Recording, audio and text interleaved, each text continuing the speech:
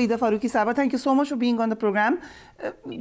आपका क्या ख्याल है, ये क्या हुआ है इस इलेक्शन में?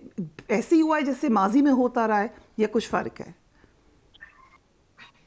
देखिए फरिया अदरी साहिबा, बहुत शुक्रिया प्रोग्राम के लिए वक्त देने पे, आपने दावत दी है। It's always a pleasure to be in your programme. जो आपने एक तफसीली इंट्रो दिया है, आपने एक दरिया कूजे में बंद कर दिया ऑलरेडी। मेरा ख्याल है कि अब मेरे समय किसी के भी कुछ कहने की गुंजाइश रही नहीं है, लेकिन कमोबेश मोर और लेस इसी तरह से पाकिस्तान में इलेक्शन होते रहे हैं। कम से कम मैं 2002 से पाकिस्तान के इलेक्शंस की कवरेज करती रही हूँ। 2002 से कोई भी पाकिस्तान में इलेक्शन कम से कम मुझे कोई even close to the minutely close to perfection या minutely even free and fair in the sense कि तमाम पॉलिटिकल पार्टीज ने उसको एक्सेप्ट कर लिया, वो नजर नहीं आया। 2018 में जो इलेक्शन हुआ, मेरे नजदीक, मेरे हिसाब से, जितना मेरा सहाफती करियर है, जितना मेरा एक सहाफती नजर है, उसके मुताबिक 2018 में जो कुछ हुआ 2024 उसके करीब नहीं है। 2024 में डेफिनेटली चीजें हुई, बट उनको धांधली कहा जा सकता है या बद इंतजामी कहा जा सकता है, वो एक अलग डिबेट है। लेकिन 2018 में जो कुछ हुआ कि आपने बाकी तमाम पॉलिटिकल पार्टीज को, 2024 में तो एक पॉलिटिकल पार्टी को शिकवा है ना, 2024 में सारी पॉलिटिकल पार्टीज को अक्रॉस द बोर्ड आपने बांध के बिठा दिया और सिर्फ एक को आपने खुला में डाल दिया। यहां पर डिफरेंस क्या है कि यहाँ पे एक पॉलिटिकल पार्टी को शिकवा है, उनको एतराज है या जो भी कुछ मामलात उनके हैं, जबकि मैं समझती हूँ कि उस पॉलिटिकल पार्टी की अपनी ही खामियां हैं। फॉर एग्जाम्पल 9 में अक्सरियत जो कैद है पाकिस्तान तरीके इंसाफ की, वो 9 मई के मुकदमात के हवाले से कैद है ना, या 9 मई के चार्जेस है उनके ऊपर। सो 9 मई किसी मुखालिफ सियासी जमात ने तो नहीं करवाया उनके ऊपर, उनके अपने लोगों ने किया, ने किया, अपने लीडर्स ने किया, जो कि सब वीडियोस ऑडियो सामने हैं। सो बहरहाल डिफरेंस बहुत ज्यादा है। ये एक बहुत बुनियादी डिफरेंस है जिससे आप इनकार नहीं कर सकते। सो वहीं से धांधली का और वहीं से सियासत में मुलव्विस होने का आगाज, या आप कहने के एक जो पीक पॉइंट है, वो आ गया था और सबको समझ आ गई थी कि 2018 का इलेक्शन फिर किस तरह से होने जा रहा है। सो ये आपको तमाम इलेक्शंस में होता हुआ नजर आएगा, जिसको सियासी कारकुन धांधली कहेंगे, फिर वो फोरम्स पे जाएंगे, फोरम्स उसको बद इंतजामी कहेंगी, मिस मैनेजमेंट कहेंगी, जैसे हमने 2013 में देखा। 2013 में भी इमरान खान को यही शिकवा था कि जी धांधली नहीं, धांधला हुआ है, बहुत बड़ी धांधला हुआ है, बहुत बड़ा धांधला हुआ है। फिर जब वो गए, सबूत कोई नहीं थे। ट्राइब्यूनल्स में गए, इलेक्शन कमीशन में गए, अदालतों में गए, सबूत कोई नहीं थे। 4 हल्के खुलवाने की बात की, वो 4 हल्के खुल भी गए, उनके मुखालिफिन ने दोबारा जीत भी लिए। और फिर आके वापस ट्राइब्यूनल ने भी कहा, अदालतों ने भी कहा कि कोई मुनज़्ज़म धांधली नहीं थी, बद इंतजामी थी, जो कि हिस्सा है। अब इसको ठीक कैसे करना, ये आपके प्रोग्राम का आज बुनियादी सवाल है। ये ठीक सियासतदानों ने ही करना है, पार्लियामान के अंदर से करना है। 2018 के बाद इमरान खान ने बहुत अच्छा किया, उन्होंने अपनी जो विक्ट्री स्पीच की थी उसमें उन्होंने कहा था कि जी आए सब बैठ के धांधली के खिलाफ एक बनाते हैं, एक मैकेनिज्म तश्कील देते हैं, एक प्रोसीजर अडॉप्ट करते हैं, जो कि हुआ भी। एक कमेटी बनाई गई जो कि बड़े संजीदा लोगों पे मुश्तमिल थी तमाम पॉलिटिकल पार्टीज में, बट क्या हुआ, चंद इजलास हुए उस कमेटी के और फिर वही रद्दी की फाइलों में, टोकरियों में। इस इलेक्शन में 2018 वर्सेस 2024 करें, 2018 में नवाज शरीफ साहब जेल में थे, इस दफ़ा इमरान खान साहब जेल में थे। ये भी कहा गया कि पूरी हेल्प की गई उस वक्त PTI को। ये इल्ज़ाम लगता रहा है इस दफ़ा PMLN पे कि निज़ाम ने पूरी की पूरी सपोर्ट दी PMLN को।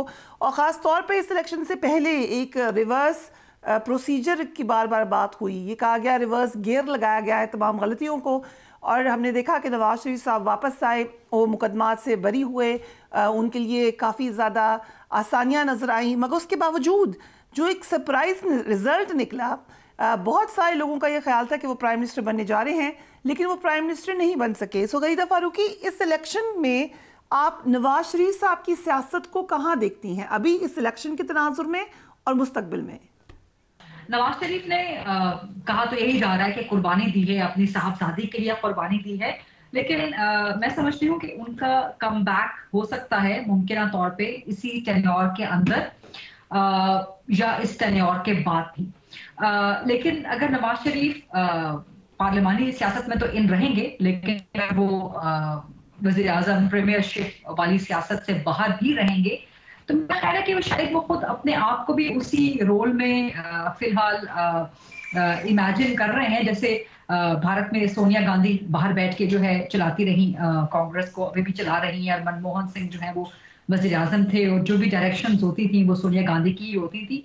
तो मेरा ख्याल है कि नवाज शरीफ अब लार्जर देन लाइफ रोल में अपने आप को शायद एनविजन कर रहे हैं, बट ये रोल उनका कितना कामयाब रहता है, क्योंकि आप जो खुद ड्राइविंग सीट पे बैठे होते हैं वो एक अलग मामला होता है। अगर आप ड्राइवर के साथ वाली पैसेंजर सीट पे बैठ के ड्राइवर को समझा रहे हो तो वो एक अलग मामला होता है। मरियम नवाज साहिबा बिल्कुल एक नॉविस हैं, अनट्राइड हैं, अनटेस्टेड हैं।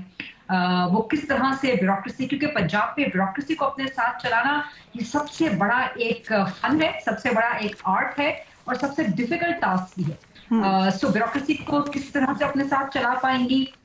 फिर आपको पता है फरिया इदरीस साहिबा कि हमारी सोसाइटी खवातीन को लीडिंग रोल में बड़ी मुश्किल से कबूल करती है। तो मरियम नवाज के पीछे एक टैग तो है नवाज शरीफ की बेटी होने का, लेकिन जाहिर है ब्यूरोक्रेसी पे जितने भी बैठे हुए हैं आला ओहदों पे पंजाब में भी वो मर्द हजरात है, और बड़े वो क्या कहना चाहिए घामड़ किस्म के, और बड़े ही कहना चाहिए कि डाढ़ी किस्म की ब्यूरोक्रेसी है पंजाब की। सो वो कितना एक वुमेन बॉस से हिदायत लेते हैं और अहकामात लेते हैं, उस पर कितना अमल करते हैं। मरियम नवाज साहिबा कितनी फील्ड में जाके ब्यूरोक्रेसी अभी तक जितने 2-3 दिन हमने देखे हैं तो वो काफी फील्ड में निकली हैं, ऑफिस में जा रही हैं, लेकिन ये बड़ा कठिन काम होता है। जिस तरह शहबाज शरीफ निकलते रहे फील्ड में, या अभी मोहसिन नकवी साहब भी जिस तरह बड़ी अंत तक वो मेहनत करते रहे, इस तरह से शहबाज शरीफ पिछले 16 महीने की कारकर्दगी नहीं दिखा सकी पीटीआई की हुकूमत। उस वक्त एतराज, उस वक्त जो लॉजिक थी वो ये थी कि जी हमारी मजबूरियां बहुत ज्यादा हैं, हमारी कोalition गवर्नमेंट है। अब आप उसको क्या मजबूरियों का नाम देंगे, अब तो आपके पास सारी की सारी काबीना सुखरीदा, who do you think किस पे ज्यादा प्रेशर होगा इस वक्त, शहबाज शरीफ साहब पे या मरियम नवाज पर? दोनों पर इक्वली, क्योंकि विफाक हुकूमत ने, सेंट्रल गवर्नमेंट ने कंट्रोल करनी होंगी बहुत सी चीजें। फॉर एग्जांपल आईएमएफ का प्लान, अब आईएमएफ के प्लान के साथ जुड़ी हुई है कि आपकी पूरे मुल्क की इकोनॉमी, तो ज्यादा प्रेशर शहबाज शरीफ पे होगा परफॉर्मेंस दिखाने का। मरियम नवाज को एज हासिल रहेगा एक फर्स्ट टाइमर होने का कि अनट्राइड है, पर वो भी ज्यादा परजिस्ट नहीं करेगा।